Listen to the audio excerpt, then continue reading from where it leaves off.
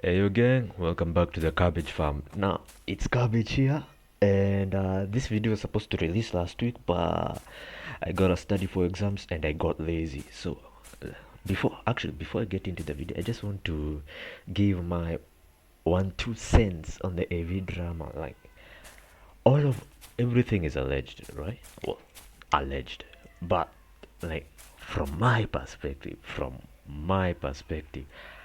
I'm thinking the AV devs were acting like dicks, assholes. Because what's the point of purposely antagonizing another developer? Like, why? Why can you not get UTDX out of your mouth, out of your mind? Even get your lips out of Unrival's dick. Like, good God! Like, I don't get how, as a developer, you're not focusing on your game, but you're focusing on talking trash to another game. Like, that makes no sense to me. AV devs, I mean, just eat that L. Just eat that L. And unless the allegations are proved false or otherwise, in my opinion, Unrivaled is the better guy in this. He's the better guy in this. Well, not AV devs. Better guy compared to the perpetrators of this entire drama. Yeah. But anyways, with all that, let's get into the video. Alright, gang. I've made a pretty ludicrous claim, right? And I'm going to back it up 1000% because Ichigo is just that good. So first, some ground rules. Now, Ichigo has 5 attacks between each buff cycle. A1 in the sheet will be the basic attack, and A2 through 5 will be follow-ups. A cycle is just A1 through 5, A5, right? Additionally, we are going to go through 3 versions of this. One where Ichigo was solo and no familiar, one with supports but no familiar, and one with a familiar. Additionally, the buffs apply to the next attack when looking at the spreadsheet, right? I don't know why they coded it like that, but it is what it is. I just noted down what I saw. Now, the main passive here that we're going to be looking into is Shining Bright for Everyone. It might actually be one of the best passives in the entire game, right? But we want to focus on one clause for now. Now, for every different attack of this unit that an enemy is hit by, make them take 10% more damage from follow-ups. Now, obviously, this means that every 2 cycles, Ichigo gets a 100% damage boost, well, when attacking the same enemy, right?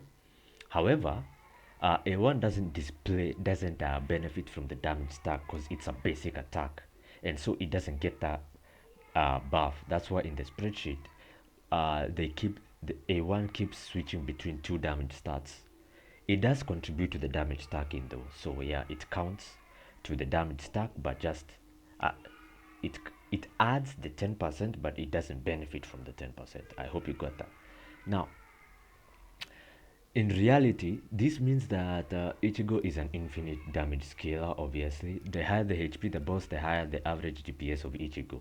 In the current vid, he kills the 831 mil boss in around 305 seconds, averaging out to a DPS of like 2.7 mil.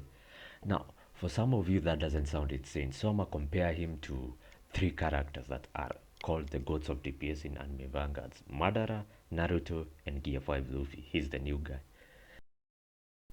So, after the comparison, Madara came up to be 1.75 million DPS. Luffy was 2.1555 million DPS. Luffy was, with the user, Summon God, 6.2 million. It could be shorter, but I fucked up sometimes. But anyways, we're just gonna use that figure.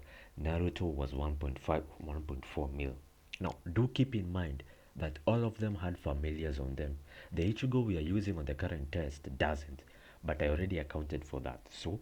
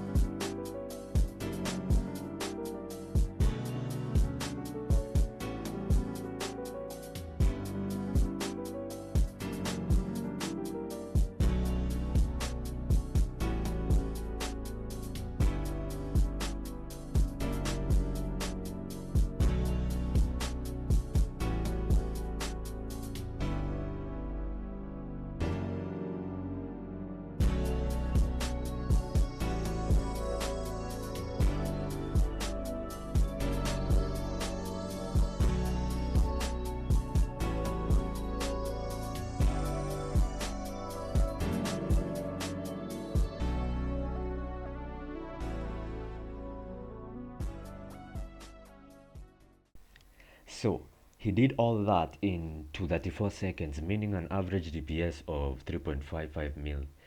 Mind you, crits are RNG based since I don't have a god or decent buff, so it can be slightly lower or slightly higher. All in all, aside from user controlled Luffy, Ichigo is the best single unit DPS, clean and cut. Now in this section we'll look at a team I came up with in 5 seconds. This part focuses heavily on another aspect of his stat passive. It makes him count as any category unit. And this is insane because Vanguard Luffy that just came out is an insane support for Ichigo. Like one of the most perfect support units for Ichigo. It's like it was crafted for him. Right? Now let me explain.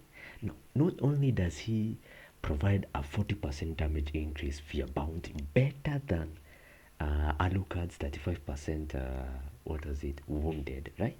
He also makes him inflict slow or a status effect for 10% of Ichigo's damage, which is fucking insane. So not only is the slow available, not only does bounty not increase the yen gain from killing enemies, it also has a higher damage output. Additionally, remember, Luffy buffs pirate category units in his range for 50% down. Oh my god. Like Luffy is just, if you're gonna run Ichigo at this point, I just have to say you gotta run him. You gotta run Luffy. Oh my god, tongue twister. But anyways, you gotta run Luffy. Now the rest are rather self-explanatory, right? The Fortals, you can easily replace him with Rogita for 25% cost reduction, as well as the 50% crit chance Rogita gives Ichigo. But you can mix and match whatever, right? Anyways, a full potential Ichigo is just insane, right? He scales even faster with supports. So the area datasheet I showed you was with no other support and no familiar, by the way. No familiar. So this, I'm not even gonna try to do this. It's gonna be insane, right? Sometimes you can even see Ichigo dealing 60 million damage in one hit. Insane, insane. So all in all, if you can hold the boss still for long enough, Ichigo will just destroy them. And guess which unit is perfect for that job? Kurumi, right? Now for starters, Vegeta takes around 1.5 minutes to go from the spawn point all the way until he's out of Kurumi's range. Now I'm gonna put a timestamp here so that we can test and see for how long Kurumi can stall Vegeta for. Some advice for using Kurumi: always count your self hits and stay around the third or fourth self hit to maximize your time stops, since in a normal case scenario there'll be other enemies on track. Hence, whenever you self hit to low SPA, you time stop every enemy in range even if the boss is on time stop lockout. So you'll be able to stall even other common enemies, right? Common mobs. Additionally, after the self hit, immediately use repulse for the follow up attack, and then quickly switch to slow since the next attack after the follow up comes really fast. However, if the boss has just spawned, immediately use confuse after repulse, because confuse can't get used on a boss with time stop lockout. As per my observation, just use it early, right? Same to repulse. I am not sure what's quite wrong with repulse, but I think it has something to do with freeze, right? So when you're using Rukia with Kurumi.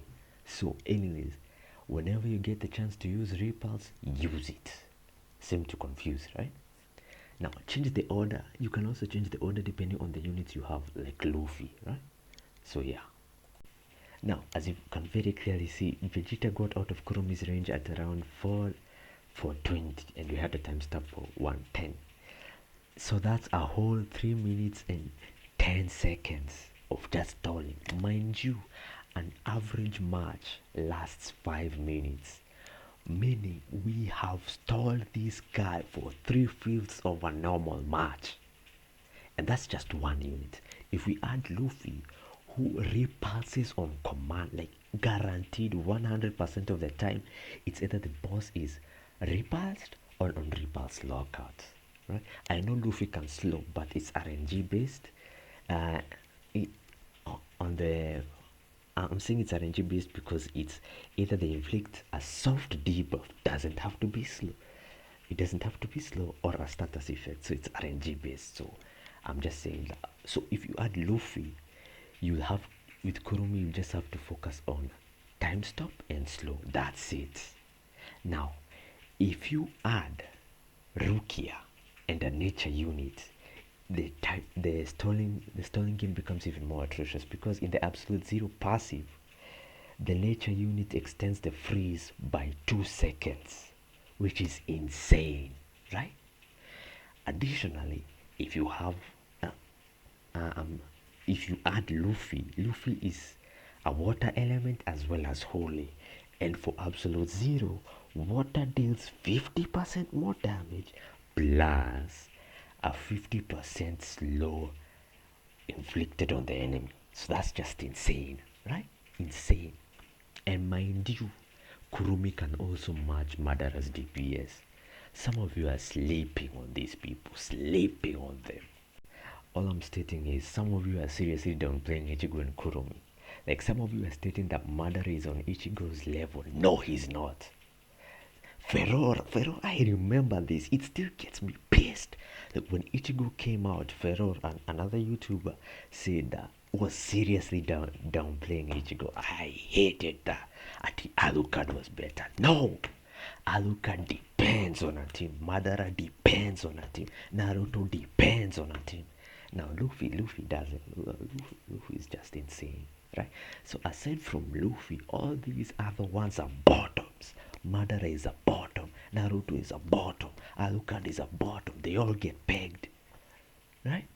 So like, some of you have been sleeping on my god. And for Kurumi's case, I think that's just a case of people not being able to read. Right? Oh, a passive is too long. Oh, I have to spend a minute reading words. Like, man, come on, shut up. Anyways, that's it for the video. Peace. Thanks for watching.